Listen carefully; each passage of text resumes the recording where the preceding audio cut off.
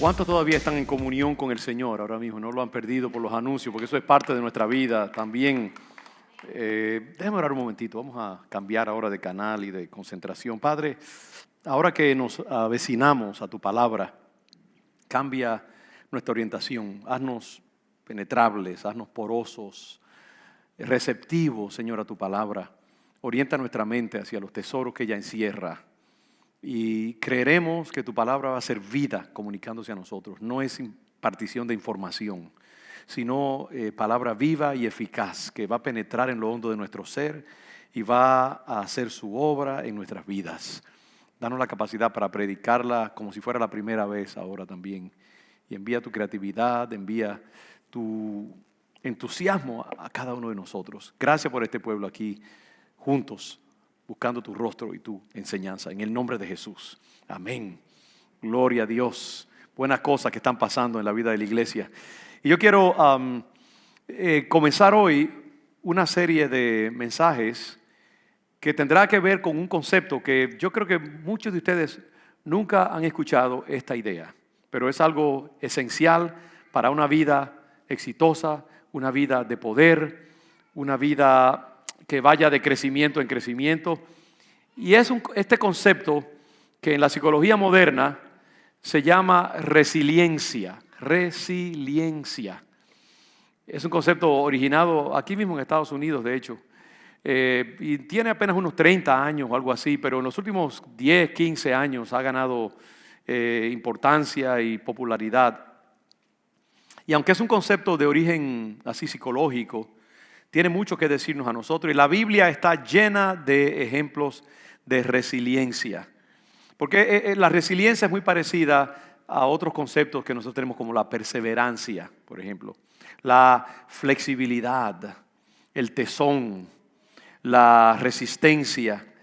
Y nada sugiere eso más que, por ejemplo, este versículo de Efesios capítulo 6, que dice que y habiendo pasado todo, estar firmes. Es decir, estar firmes cuando venga el día malo. Y cuando todo ha pasado, ya que ha cedido la tormenta, todavía encontrarnos firmes. Y eso es lo que la resiliencia habla. Es una palabra, como digo, que es casi una perfecta traducción del inglés, resiliency. Yo les animo en estos días a meditar sobre lo que esta palabra significa y aquello a lo cual ella apunta, porque es un concepto importante. Yo espero en los próximos domingos que me toque predicar, compartir con ustedes ejemplos de la Escritura. Vamos a ver gente como Nehemías, un ejemplo de resiliencia. Jacob, también en otro sentido. Elías, de igual manera. La mujer cananea, la sirofenicia, que le pidió al Señor que interviniera a favor de su hijita que estaba endemoniada. Los amigos del paralítico, que no pudiendo entrar porque había una multitud muy grande en el salón donde el Señor estaba, rompieron el techo y bajaron a su amigo para que el Señor interviniera. Bartimeo, el ciego, que a pesar de que el Señor al principio no le puso atención, siguió gritando. Y a pesar de que los discípulos del Señor decían, cállate, estás molestando al maestro, él persistía. Y así hay muchos ejemplos. Job, imagínense, pasó por una crisis que ningún ser humano debiera pasar y que parecería que no iba a sobrevivir, y sin embargo salió al otro lado después de un tiempo de gran padecimiento. Su resiliencia lo ayudó a navegar ese tiempo difícil de su vida. Y así hay muchos ejemplos en la Escritura de gente que dieron muestras de resiliencia, de tesón, persistencia. Hay muchos pasajes así como también el de Habacuc. Aunque la higuera no florezca, no haya vacas en la majada, con todo yo me gozaré en el Señor. Es decir, a pesar de las crisis que puedan venir, yo seguiré sirviendo y adorando al Señor. Y en este tiempo de pandemia, y yo pensando también en todo este tiempo que hemos pasado de tensión y dificultades con todo lo de la política en Estados Unidos, las elecciones, de nuevo es el mismo tipo de cosa, ¿no? Hemos estado hablando de cosas bien pesadas, bien gravosas para nuestras vidas. Y aún yo creo que para aquellos que estuvieron del otro lado y que hubieran preferido otro resultado en las elecciones, es un buen tiempo también para ejercer resiliencia y no dejarse turbar por las situaciones. Nuestra fe tiene que ser continua. Y yo sé que ha habido esos tiempos difíciles en que yo he estado como dándole a ustedes, cómanse su espinaca, ¿no? Y hemos estado hablando mucho acerca de disciplina, de doctrina, cosas bien heavy, bien pesadas. Es tiempo de escuchar de parte del Señor y recibir un poquito también del ungüento sanador de la palabra de Dios, que nos llama a no tirar la toalla. Cuando las pruebas vienen, cuando vienen las dificultades, cuando sufres pérdida, cuando viene la enfermedad, cuando te encuentras que las muchas aguas amenazan con abrumarte, cuando estás pasando por un tiempo difícil en tu vida, de algún tipo de confrontación emocional, o aún cuando estás luchando con las cosas del pasado que te persiguen, es tiempo de tú usar de ese recurso que Dios te ha dado de resiliencia, de rebotar, de echar adelante. Y para mí no hay mejor ejemplo de resiliencia, de tesón, que Ruth y Noemí.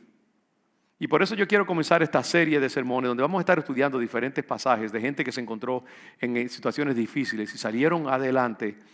Ruth y Noemí ejemplifican lo que es una vida que ha perdido grandes cosas y que podría fácilmente fundirse y abandonar la batalla y sumirse en la depresión y en la pérdida y la tragedia. Y sin embargo, después de un periodo de dificultad, salen adelante y salen más fuertes que nunca. Esa es la historia de Ruth y Noemí. Y yo sé que si es lo mismo que me pasó esta mañana, y es que hay mucho material, solamente con la experiencia de Ruth y Noemí nos va a tomar un par de domingos, por lo menos, para sacarle toda su enseñanza. Porque lo que quiero de nuevo es usar estos ejemplos de personas como Ruth y Noemí para ilustrar lo que es la resiliencia. Y también de esa manera ustedes van a poder comparar con sus propias vidas, nuestras propias vidas, y identificar momentos en nuestra vida en que necesitamos este recurso, que en realidad es la palabra del Señor. Porque hace 3000 años, antes de que a los psicólogos del siglo XXI se les ocurriera acerca de la resiliencia, ya la palabra del Señor tenía mucho que mostrarnos alrededor de esto. Y lo que yo quiero es dejar con ustedes algunas herramientas que nos ayuden a todos a navegar las pruebas que indudablemente e inevitablemente han venido y van a venir y van a continuar viniendo a nuestras vidas. Entonces nosotros sabemos, yo creo que todos ustedes prácticamente conocen la historia de Ruth y de Noemí. Y déjenme simplemente leer un poquito porque vamos a estar con ellas un tiempo y es bueno que tengamos claros los elementos básicos de esta narrativa. Noemí es una mujer hebrea, junto con su esposo Elimelech, nos dice aquí la palabra, se mudaron de Belén. Ya la palabra Belén es importante porque allí nació Jesús 1000 años después. Se mudan a Moab, una tierra no judía, eran paganos, pero se mudan allí como tienen tantos inmigrantes que hacer, ¿no? Cuando vienen las pruebas, dificultades financieras, ellas emigraron a Moab y allí estuvieron un tiempo. Y sabemos la historia, que el esposo de Noemí, Elimelech, falleció. Y Ruth había pensado, bueno, por lo menos me quedan mis 2 hijos, ¿no? Ya tenía 2 hijos. Y desgraciadamente también Noemí perdió a sus 2 hijos, jóvenes probablemente. Y ustedes saben lo terrible que es para un padre o una madre perder hijos. Es algo fuerte, muy pesado. Y aquí comienza esta historia de tragedia. Historia de pérdida, historia de reversos humanos. Y Noemí junta a sus 2 nueras después de, imagino, el funeral y le dice, bueno, mis hijas, yo voy a regresar ahora a mi tierra natal y yo les aconsejo a ustedes, es más, les ordeno, les pido que nos separemos. Yo ya soy avanzada de edad, no quiero ser carga para ustedes. Y aquí hay algo interesante acerca de la resiliencia. esta idea de no aferrarse. Muchas veces cuando pasamos por tribulaciones y pruebas, muchas veces tenemos a aferrarnos a la gente. Hay personas así que desgraciadamente en tiempos de dificultad se convierten en una carga muchas veces para los demás porque they cling, como dice en inglés. Se agarran a la gente y les chupan a veces la energía. Y no hay nada como uno ser independiente en el Señor y darle a la gente espacio también. Y Noemí les dice a sus nueras, miren, ya yo soy vieja, vayan, búsquense maridos, ustedes son jóvenes, busquen su destino. Yo regresaré a mi casa. Y las dos protestan inicialmente, pero Noemí insiste. Y finalmente una de ellas, Orfa se va a su destino, pero Ruth le dice de ninguna manera, no me pidas, te recuerdan la bella imagen, no me ruegues que te deje. 1:16. Y me aparte de ti, porque donde quiera que tú fueres, iré yo, y donde quiera que vivieres, yo viviré. Tu pueblo será mi pueblo, y tu Dios, mi Dios. Aquí vemos algo acerca del alma de Ruth. Es un alma noble, fiel, leal. Ella ama a su suegra y no quiere dejarla así sola, y se apega a ella. Y entonces Noemí, viendo la resolución de ella y la claridad de su compromiso, dice, amén, pues vámonos juntas. Y ahí comienza la segunda etapa de esta historia, donde Ruth y Noemí, su suegra, se convierten en como una especie de equipo de apoyo mutuo. Y aquí tienen otras cosas que podemos nosotros inicialmente comenzar a aprender, y es que cuando estamos pasando por tiempos de tribulación, sí necesitamos la ayuda y la compañía de los demás en una forma saludable. Yo conozco gente que podrían vivir vidas aisladas y trágicas, solitarias, pero han aprendido a encontrar su comunidad, familia, son humildes y reconocen que necesitan. Yo creo que cuando uno está pasando por tribulaciones en la vida, una de las tentaciones es aislarse, separarse, echarse a un lado, a lamerse sus propias heridas. Y eso no es saludable. Yo creo que la sanidad en la vida, la salud emocional depende de un balance entre no ser dependiente en una forma neurótica de la gente, y eso de paso en el matrimonio también es importante. Tiene que haber un sano balance entre la compañía, el compañerismo, el amor, el hacer muchas cosas juntos, pero también tiene que haber cierta independencia, porque después de todo no somos siameses, ¿no? De que estamos ahí pegados uno al otro. Hay que darle libertad a tu cónyuge también, pero también somos una sola carne, hay un balance en la vida. Lo mismo pasa con los hijos también, amamos a nuestros hijos, los apoyamos, nos bendecimos, somos bendecidos por ellos, pero no podemos hacerlos como nuestra propiedad y apegarnos a ellos. Hay padres que se agarran de sus hijos y no los dejan irse del nido y no los dejan volar, y entonces eso se convierte en algo neurótico y muy dañino para los hijos. Yo creo que la buena maternidad, paternidad depende de un balance entre el amor y reconocer que amamos a nuestros hijos, pero también dejarlos un poco libres para que ellos también encuentren su destino. Y a mí me gusta esta imagen de Ruth y Noemí como una sociedad de mutuo apoyo. Ruth se va con su suegra y regresan a Belén. Y entonces allí se da algo muy interesante, y es que cuando Noemí llega a su antigua aldea, la gente no la reconoce y se extrañan de ella. ¿Por qué? Quizás ha sufrido mucho. Noemí está muy adolorida, y es interesante su respuesta.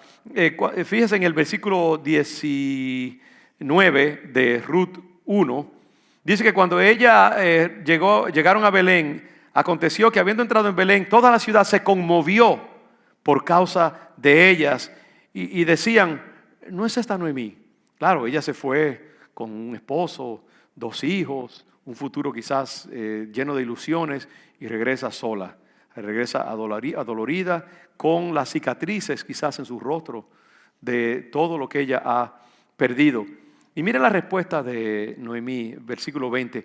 Y ella les respondía, no me llaméis Noemí. Es irónico porque Noemí quiere decir que placentera, como alegre, agradable. Sin embargo, ella encuentra esa palabra desagradable para ella. Dice, si no, llámenme Mara, que en hebreo quiere decir amarga. Noemí y su tragedia la llevan a transicionar de ser placentera a ser una mujer de amargura, amargada. Y eso es lo que pasa muchas veces en las crisis. Cuando no tenemos los recursos suficientes, las pérdidas de la vida, los sufrimientos de la vida nos amargan y nos convierte, nos cambia. Permitimos que las pérdidas nos amarguen el corazón y eso nunca debemos permitirlo. Esa dulzura, esa relación con Dios, esa actitud optimista, tenemos que defenderla con uñas y dientes antes de cedérsela a la vida. Y ella dice, porque en grande amargura me ha puesto el Todopoderoso. Noemí está amargada con Dios. Y ella ve como que Dios se ha tornado contra ella, que Dios no ha cumplido su promesa. Dice, yo me fui llena, pero Jehová me ha vuelto con las manos vacías. Y es natural, cuando nosotros padecemos de pérdidas en la vida, lo que de una vez le echamos la culpa a Dios. Y hacemos de el momento trágico que estamos viviendo como una fotografía, algo permanente.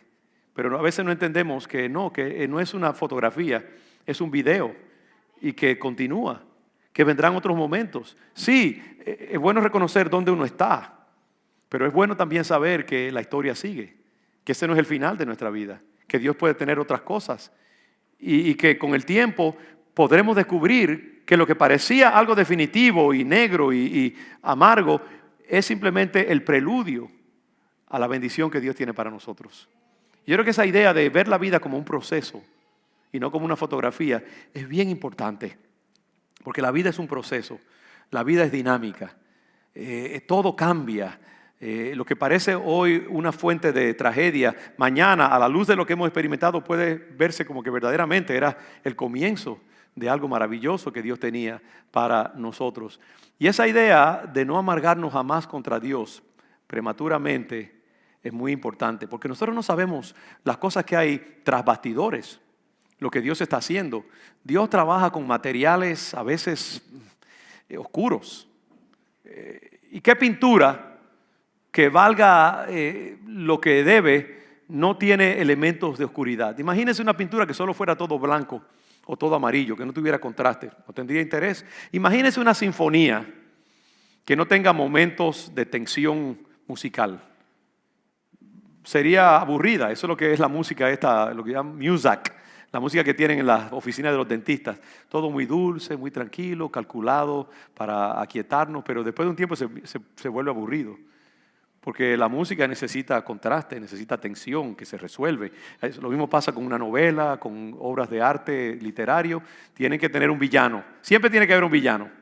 Siempre tiene que haber alguien que secuestre a la novia y se la lleve a un castillo por allá y la encierre para que el héroe pueda venir y liberarla otra vez.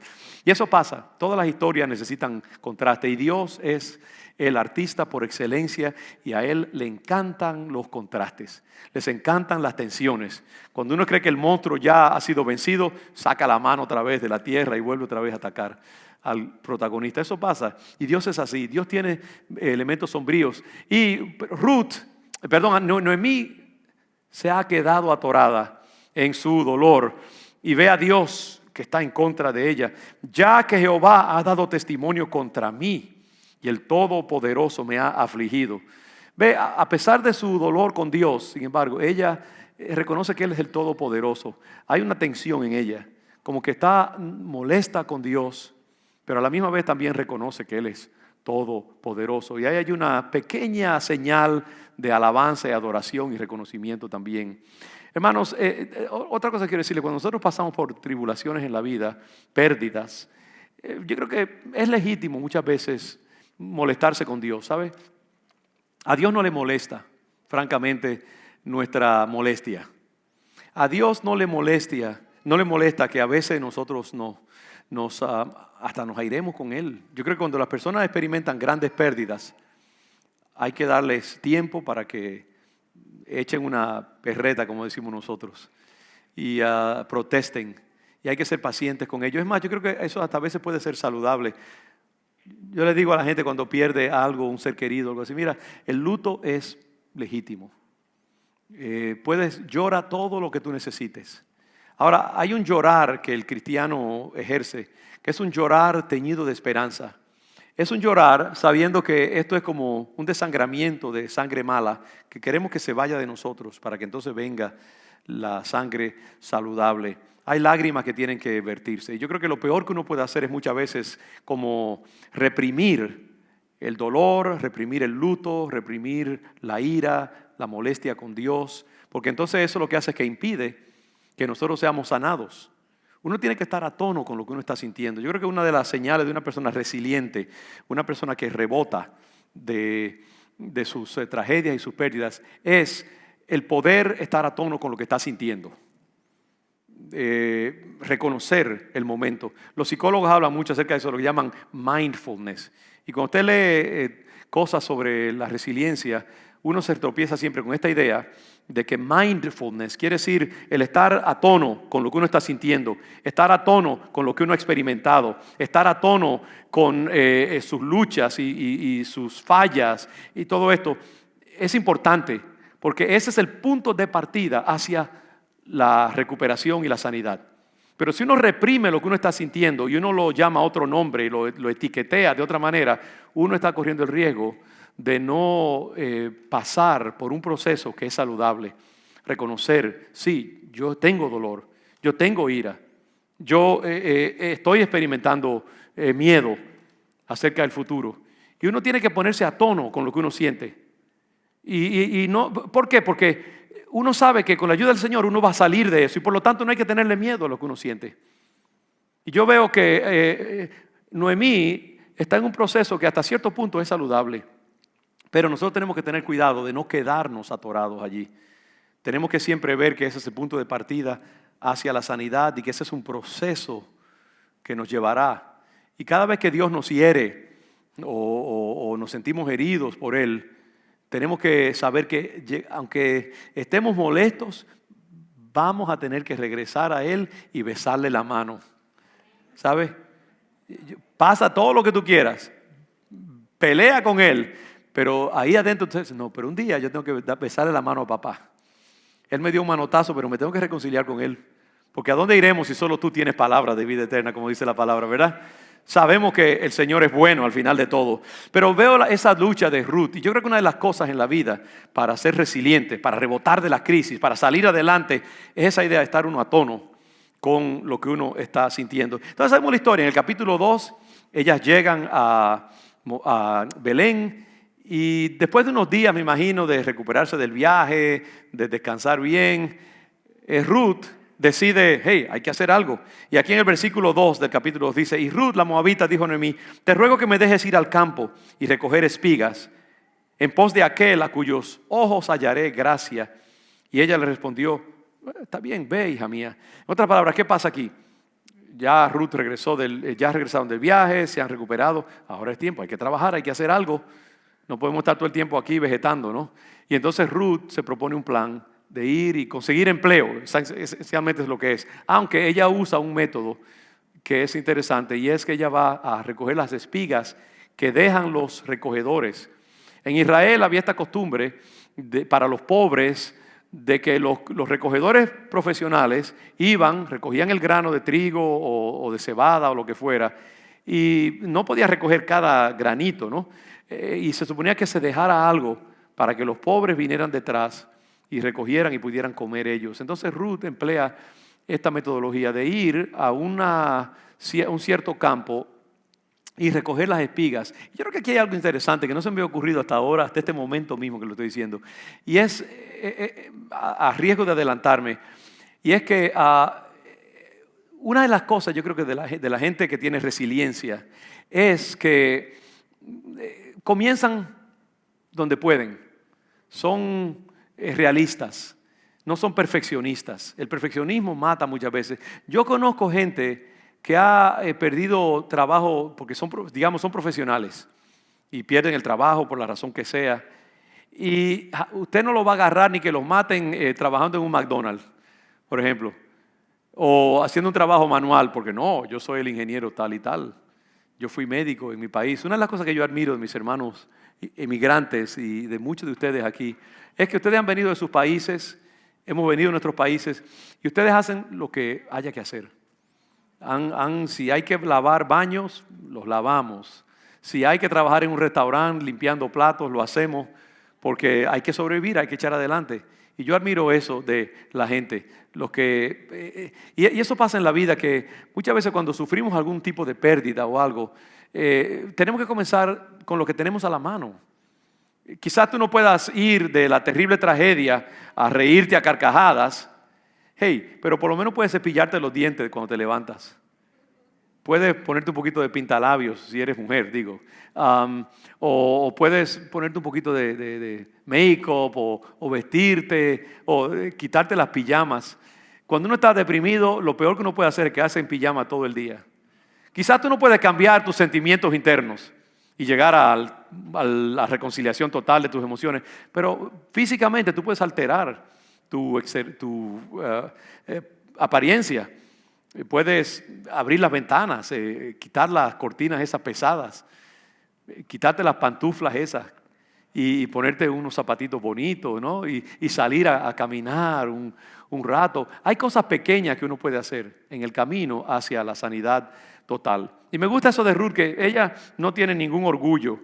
Mira, si yo tengo que ir y recoger espigas, lo voy a hacer. Hay que hacer algo, no nos vamos a morir de hambre. Pero en el camino hay algo interesante que sucede. Y mire lo que pasa aquí, dice en el versículo 3. Fue pues y llegando espigó en el campo en pos de los segadores. Y aconteció que aquella parte del campo era de Booz, el cual era de la familia de Elimelech. Mire algo, que Ruth comienza a trabajar y a buscar sanidad para su vida. Y en ese camino, donde ella cae, a mí me gusta eso de que aconteció que, no aconteció que nada, Dios la dirigió en esa dirección. Porque en ese campo, el dueño de ese campo es Booz. Y Booz happens to be, sucede que él es un familiar cercano de Elimelech, el esposo de Noemí que falleció. Y en la costumbre judía, cuando un hombre fallecía sin dejar descendencia, se suponía que un familiar cercano redimiera a su viuda y se casara con ella, o a veces era simplemente que la tomara por mujer como una segunda esposa. Estamos hablando del Antiguo Testamento, así que no cojan idea ustedes aquí, por favor. Y entonces se suponía que él redimiera el nombre de esa persona que falleció para que no quedara sin descendencia. Y eso lo tenía que hacer un familiar, y era un honor, y era un deber sagrado. Entonces Booz está en posición legalmente y espiritualmente de ser el redentor, en un sentido, de Ruth. Y por esas casualidades de Dios, ella llega a recoger espigas donde está Booz precisamente. Y allí Booz nota y se da cuenta de esta joven virtuosa, especial, que él ha escuchado ya. Porque las cosas, la reputación de una persona, sus buenos actos le persiguen. Y la gente ha estado diciendo, hablando de esta joven que ni siquiera es judía, que en vez de soltar a su suegra, la está ayudando y le está respaldando. Y la buena reputación, la virtud, las buenas acciones de Ruth la abren a la noticia de este hombre, que entonces se comporta con ella muy generosamente. Y él, desde que la ve, recuerda quién ella es, se impresiona con ella y le dice a sus empleados: hey, no le impidan recoger grano, ayúdenla, déjenla libre, no la acosen. Inclusive él comienza a darle grano extra para que ella coma y le lleve a su suegra también. Y aquí hay algo más, yo creo, hermanos, acerca de la resiliencia, que luego vamos a hablar. Hay muchas cosas. De paso, como leyó el Señor, para esta misma semana, pueden ir a la página electrónica y yo voy a poner allí el bosquejo de este sermón con material que ustedes pueden leer. Estoy tratando de practicar eso lo más que yo pueda. Así que ustedes podrán ir a leondejuda.org y bajo notas de sermones va a encontrar el sermón de hoy. No lo pude hacer a tiempo y no sé si ya Javier lo puso, pero estar allí. Y yo voy a tener allí una lista de cualidades acerca de la resiliencia. Pero aquí, preliminarmente, ustedes tienen algo acerca también de la resiliencia. No solamente Ruth comienza con lo que tiene a la mano y no se deja vencer por las circunstancias, sino que también su generosidad sirve como un vehículo para su redención. Ruth adopta a su suegra, no mira sus propios intereses, sino que es fiel a su suegra y la acompaña. Luego trabaja arduamente, abandona su tierra para continuar con su suegra, actos de lealtad, es trabajadora, es virtuosa. Y yo creo que una de las cosas que uno debe hacer en la vida para asegurarse el éxito es la generosidad. ¿Sabe lo que pasa? Cuando uno está sufriendo, uno muchas veces tiende a preocuparse por uno mismo solamente. La gente se convierte en un poco egoísta porque sentimos como que no tenemos suficiente y tenemos que agarrarnos a todo. Yo estoy en dolor y yo necesito que me atiendan a mí. Y yo no puedo estar consolando a los demás. Yo necesito atenderme en mi propia persona. Y la tendencia muchas veces que cuando la gente pasa por grandes tribulaciones y luchas, a veces podemos ponernos, ser un poco egoístas y ser conservadores, aferrarnos a las cosas, no ser generosos, guardar cada centavito, almacenar nuestras energías, no pensar en los demás, porque después de todo, hey, yo necesito que me ayuden a mí. Yo he visto que uno de los grandes antídotos contra la depresión es hacer todo lo contrario de lo que la depresión te llama a hacer. Y en vez de tú ser egoísta y tacaño con tus emociones, con tus bienes, debemos hacer lo opuesto, debemos dar proféticamente, debemos dar en fe. Tenemos que amar a otros, servir a otros, ser generosos con los demás, no pensar solamente en nosotros mismos. Porque la generosidad, sobre todo cuando se ejerce en fe, no por sentimientos, sino porque es bueno ser generoso y porque eso glorifica a Dios, ¿sabes? Se convierte en un arma muy poderosa contra la penuria, contra la escasez. Abre puertas, es un arma explosiva contra el dolor y el estancamiento. Y yo veo eso que Ruth, en su generosidad, en su esfuerzo, parecería como que no se está atendiendo a sí misma, pero no. Ella está precisamente emprendiendo el camino que la va a llevar a la bendición. Porque en ese dar, en ese tratar de ayudar a su suegra, en esa diligencia, Dios la encuentra en el camino. Y Dios prepara el escenario para su redención. Dios la orienta hacia Booz y la reputación de Ruth la precede y eso predispone a Booz para adoptar a esta mujer. Y entonces ahí vemos que comienza esta historia de ya no es defensivamente, sino ya ellas están en proceso a salir adelante. Y una de las cosas que nosotros tenemos que entender es eso, que no importa lo que nosotros estemos pasando, Dios siempre va a darnos la solución y lo que tenemos que hacer es comenzar donde estamos y ser generosos con los demás, continuar dando, no aferrarnos, no chuparle a la gente las energías, sino dar nosotros y servir al Señor. Viene a mi mente ese pasaje de Gálatas, creo que 6:9, dice que no dejemos de hacer el bien, porque a su debido tiempo cosecharemos. Y nosotros tenemos que, no importa lo que estemos experimentando, hay que dar, hay que servir a los demás, hay que ser generosos con nuestros recursos. Y entonces vemos que Booz toma nota de esta mujer virtuosa y Noemí sirve entonces como un enlace. Usted ve, esta Ruth que está simplemente sirviendo a su suegra, ahora recibe de ella. ¿Por qué? Porque Ruth, mejor dicho, Noemí, le da unos consejos a Ruth acerca de cómo ella debe proceder. Miren el capítulo 3. Dice, después le dijo su suegra Noemí, hija mía, ¿no he de buscar hogar para ti, para que te vaya bien? Fíjese eso, la mujer que está recibiendo de parte de Ruth, ahora se convierte en su mentora y le sugiere lo que ella tiene que hacer. Dice, ¿no es Booz nuestro pariente con cuyas criadas tú has estado?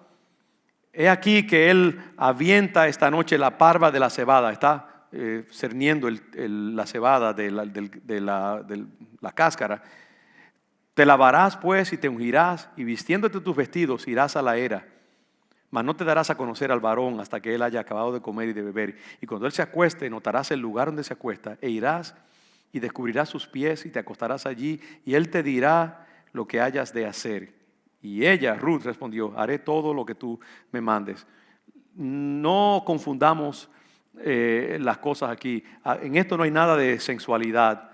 No es que Ruth va a provocar a Booz ni nada, sino que lo que ella va a hacer es un ritual probablemente de su tiempo, en que ella se acuesta cerca de donde Booz está recostado en su tienda, me imagino, y ella se acuesta allí a sus pies como una señal casi como de buscar adopción.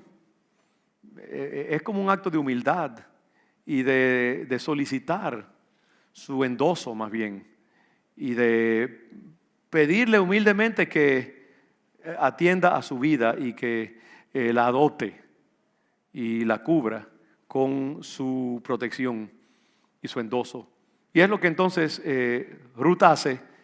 Y cuando Booz de momento se despierta por la mañana, ahí está Ruth acostada cerca de sus pies. Y él dice, ¿qué haces aquí? Y ella entonces le explica. Y Booz, que ya es un hombre, es mayor de hecho que Ruth, por mucho, se impresiona de que esta joven, en vez de estar buscando para allí un jovencito de su misma edad, está dispuesta a casarse con él o a ser adoptada por él. Booz se conmueve y dice, wow, si el primer gesto que tú hiciste fue protegiendo a tu suegra y cuidándola, este que tú has hecho ahora es todavía mayor, porque tú no has escogido jóvenes, sino que me has escogido a mí, una persona ya de edad más avanzada. Y esa segunda acción tuya es inclusive mejor que la primera. Y él entra en acuerdo con Ruth de desposarse con ella. Parece que Booz no era casado o había enviudado también o lo que fuera. Y aquí hay algo interesante acerca, yo creo que una de las cosas, cuando uno pasa por tiempos de pérdida y de dificultad, esta idea de ser realistas y de nuevo, no andar con expectativas excesivas en la vida. Y déjame decirle, yo he estado pensando en esto bastante antes de decirlo, pero muchas veces yo creo que hay personas que podrían, cuando están buscando una pareja, alguien con quien casarse, pueden ser un poco perfeccionistas, ¿no? Y buscar el príncipe azul, con todos los elementos de la perfección, etcétera. Y saben que yo creo que a través de los siglos, ni los hombres ni las mujeres, nunca ha habido perfecta coordinación entre los candidatos y los que ofrecen. Siempre ha habido casos en que cuando venimos a ver, todas las sillas están llenas ya. Se apagó la música y queda una cantidad de sillas, de personas todavía para sentarse. Y en esos casos, yo creo que en la vida es así. Yo creo que en este tiempo sobre todo. Y mi consejo a mis hermanas y mis hermanos también que están en esa etapa de casarse, buscar un compañero, es que seamos realistas también. Ruth no está pensando tanto en el hombre perfecto para ella. Ella quiere casarse, ella quiere tener hijos, ella quiere seguir adelante. Y no es que uno no ponga atención a esas cosas también. Yo creo que en el amor, en la relación matrimonial tiene que haber un elemento de deseo también y de otras, pero hay muchas otras cosas que son las que dictan que una relación sea una relación buena. No solamente la pasión física, Porque esas cosas también, la belleza física, eso se va con el tiempo y otras cosas, viene la convivencia. Y si no hay una relación de afinidad espiritual, de compañerismo, de amor, de compartir intereses y otras cosas importantes, mire, por más pasión que haya en los primeros tiempos, eso se gasta con el tiempo. No que se gasta, no que desaparece, pero sí va tomando su lugar. Y si es todo lo que hay, olvídese que eso no va a ser suficiente.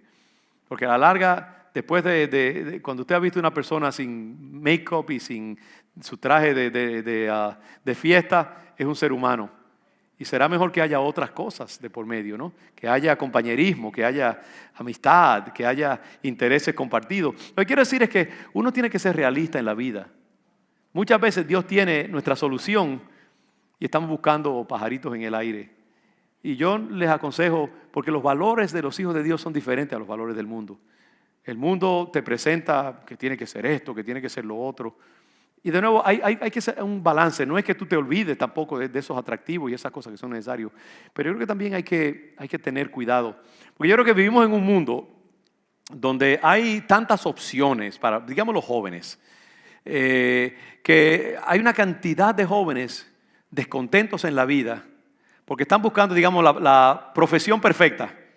Yo quiero una profesión donde yo pueda hacer el bien, donde pueda abogar por la justicia social, una compañía donde se vele por los intereses de la sociedad, donde haya gente que sienten igual que yo, todo este tipo de cosas, donde pagan bien, donde el jefe es simpático todo el tiempo, donde hay buenos beneficios para todos. Y muchas veces, buscando la profesión perfecta, se nos pasa el tiempo y no encontramos. Y entonces hay mucha gente descontenta en el mundo, muchos jóvenes que tienen una profesión muy buena, muy bendecida, pero como no es la profesión perfecta, no se sienten a gusto y están buscando la otra cosa, la otra profesión, el próximo lugar, y van de lugar en lugar, nunca establecen bases sólidas y por eso viven a veces descontentos. A mí me gusta la idea de que Ruth hizo una decisión, obedeció a su suegra, buscó a un hombre honesto,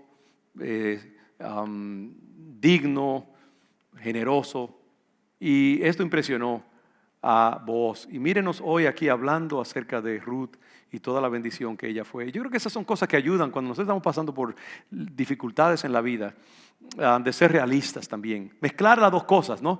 De nuevo, no es que uno no piense en lo que uno quiere, pero también en la vida uno tiene que buscar soluciones. Yo creo que la gente resiliente, la gente que sale adelante en la vida, son personas que saben que el mundo no es perfecto y que hay que hacer ajustes también.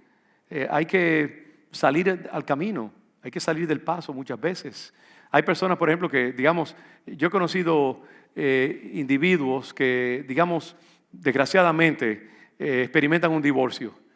Y entonces hay que dividir los bienes. Y muchas veces hay peleas de quién se va a quedar con la casa, quién se va a quedar con el perro, cuántas horas uno va a tener para estar con los muchachos. Y entra una época de terrible pelea, donde nadie quiere dar su brazo a torcer, nadie quiere ceder. Y pasan los días y los meses, y ¿sabe quién se lleva las pertenencias y el dinero? Los abogados. Van de juicio en juicio, de pelea en pelea, y se les está comiendo la vida, porque nadie quiere dar su brazo a torcer, nadie quiere perder, nadie quiere sacrificar, nadie quiere llegar a un acuerdo, porque quieren la perfección. Quieren todo exactamente lo que yo me merezco. En vez de pensar, ¿sabe qué? Lo que tenemos aquí, vamos a llegar a un acuerdo. Ok, yo voy a ceder un poco. Y hay que salir al paso en la vida. Hay que buscar reconciliación, hay que buscar sanidad. En vez de uno aferrarse a las cosas como uno las quiere ver, como uno las quiere hacer. Yo creo que la gente que es resiliente es realista también y sabe que la vida no es perfecta. Sabe que uno no siempre puede salirse con la suya. Sabe que muchas veces hay que cortar nuestras pérdidas.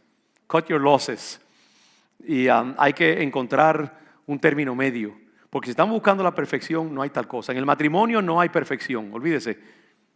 Ningún esposo o esposa es perfecta o perfecto. Todos los matrimonios tienen sus lados difíciles. Toda profesión tiene su lado difícil también.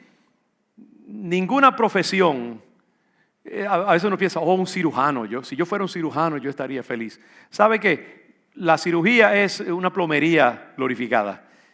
Eso es todo. Muchas veces es como un mecánico, solo que en vez de un carro con sus pedazos de metal, es un cuerpo con tuberías, con huesos, con estructuras, y hay que serrucharlos, hay que pegarlos, y la cirugía tiene su lado también aburrido. La abogacía, un abogado, pensamos en Perry Mason, en aquellos tiempos que había Perry Mason, ¿no? Allí con todo el mundo mirándolo y haciendo un caso así muy espectacular, pero la mayoría de los trabajos de un abogado es llenar papeles, formularios, estar en una corte esperando que el juez llame y no llegó y hay que volver otra vez. Todo en la vida tiene su lado de tedio. Toda situación en la vida es así. Y yo creo que en el mundo hay mucha gente infeliz, mucha gente descontenta, porque siempre están mirando el patio del vecino, donde la grama parece bien tupidita, bien bonita. Pero cuando llega al otro lado de la grama, usted verá que tiene también hoyos como la suya. Y entonces es bueno en la vida, la gente feliz, la gente que sale adelante, sale de camino, son las personas que tienen una visión realista, que saben que no todo es perfecto en el mundo. Y yo creo que Ruth es un ejemplo de eso, y también Noemí. Al final, sin embargo, vemos que Booz fragua un plan, decide redimir a Ruth, y el que era más cercano a él, que podía sustituirlo a él, decide que no quiere dañar su herencia.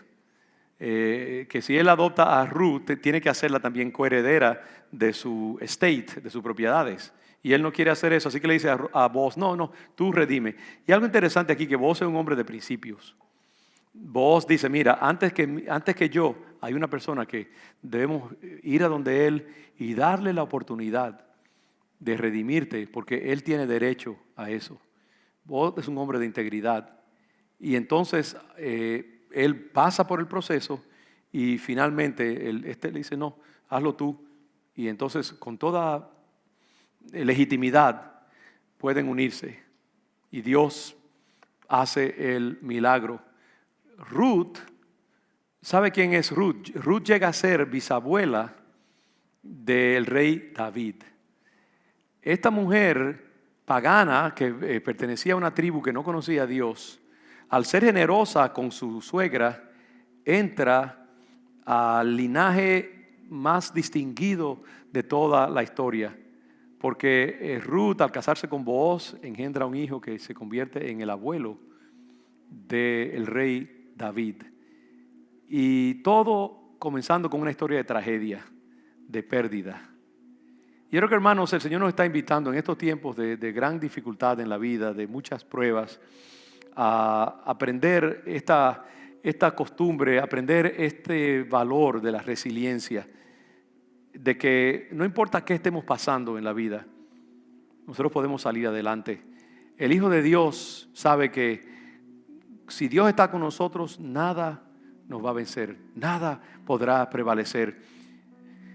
Si tú estás pasando por una situación de lucha en tu vida, si tú has pasado por alguna pérdida, si estás ahora mismo ahí luchando con el ángel, Dios tiene algo para ti. Dios va a usar tu padecimiento, tu tiempo de lucha, para llevarte a otro nivel. Porque eso es lo que pasa con los hijos de Dios. Dios usa todos los elementos de la vida y los torna en bendición. Todo lo que tú estás pasando tiene un propósito, tiene un plan. Nada pasa en la vida de los hijos de Dios por accidente. Hay un diseño. Si Ruth y Noemí hubieran sabido cuando estaban allá en Moab lo que iba a pasar en sus vidas, yo creo que hubieran tenido una perspectiva muy diferente. Y la perspectiva lo determina todo. La manera en que tú defines tus luchas y tus padecimientos va a definir el resultado de ellos. Si tú crees que lo que te está pasando no tiene sentido, no tiene significado, es un indicio de la ira o la infidelidad de Dios, se va a convertir en una profecía que se va a cumplir.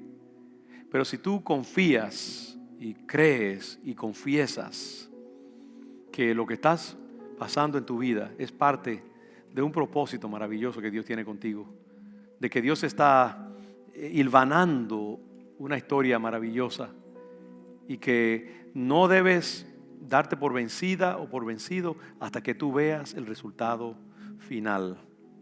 A veces los procesos de Dios en un momento son dolorosos, difíciles. Las pérdidas llegan, todo cristiano, la gente resiliente, la gente que resiste y que rebota y que sale adelante, sabe que tiempo y ocasión acontecen a todos. Todos pasamos por tribulaciones. No hay aquí una sola persona, yo me atrevo a decir, que no tenga sus grandes cicatrices en el alma. No hay nadie aquí que no haya pasado por alguna gran pérdida. No hay nadie aquí, ahora mismo, que no mire hacia el futuro y hay elementos en tu vida que tú no sabes cómo van a terminar. Hay cosas en tu corazón que tú no estás seguro de lo que va a suceder. Nadie puede garantizar el futuro. Hay procesos en tu vida ahora mismo que te causan ansiedad, te causan desaliento, y eso es parte de la vida, porque todos pasamos por esas pruebas. La diferencia es que la gente que sale victoriosa es los que esperan a ver el final del Señor, los que no se dan por vencidos, los que no concluyen prematuramente que ya todo se acabó para mí, los que retienen la esperanza, los que saben que Dios es bueno y que el final de Dios es bueno y positivo, y que Dios está usando todas las trabas tuyas, todas las dificultades, todos los dramas.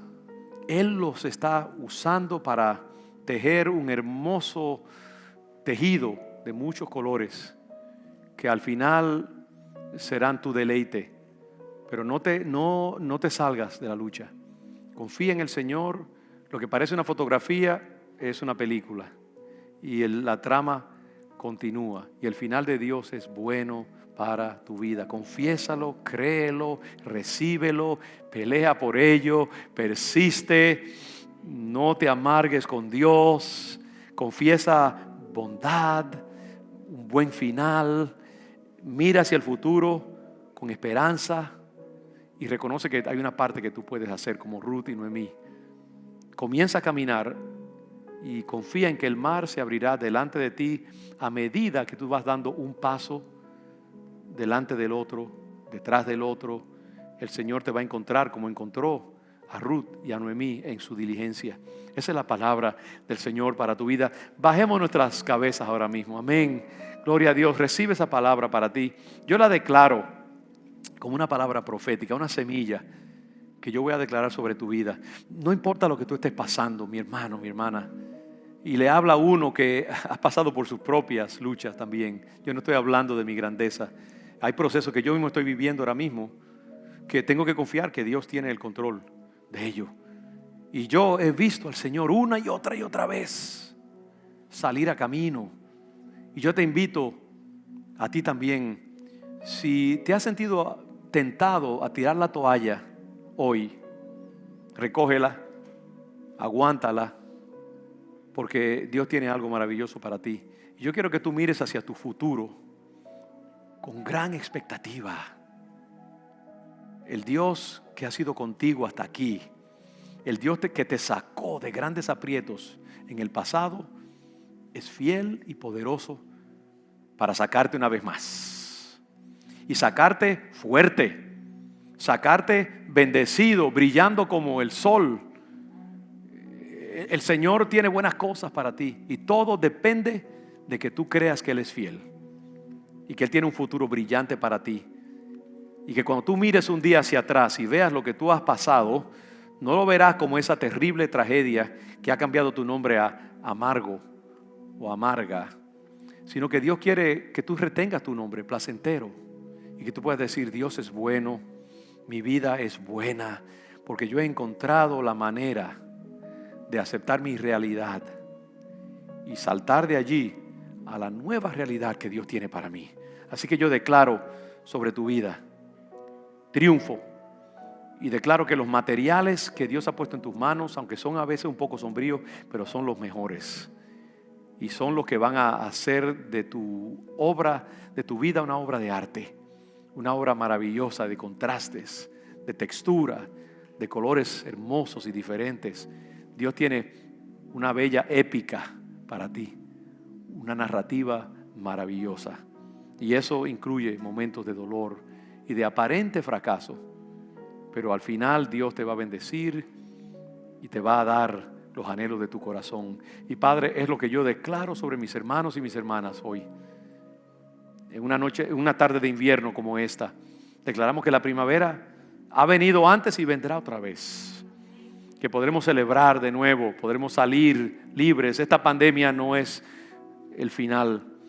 Tú tienes buenas cosas para tu pueblo. Yo bendigo a Congregación León de Judá y sus familias, sus jóvenes, con su destino que tienen por delante, sus luchas, sus incertidumbres, todos aquellos que han padecido tragedias y pérdidas. Señor, hoy nos quitamos el manto frío del luto y nos ponemos la vestimenta de la celebración por fe.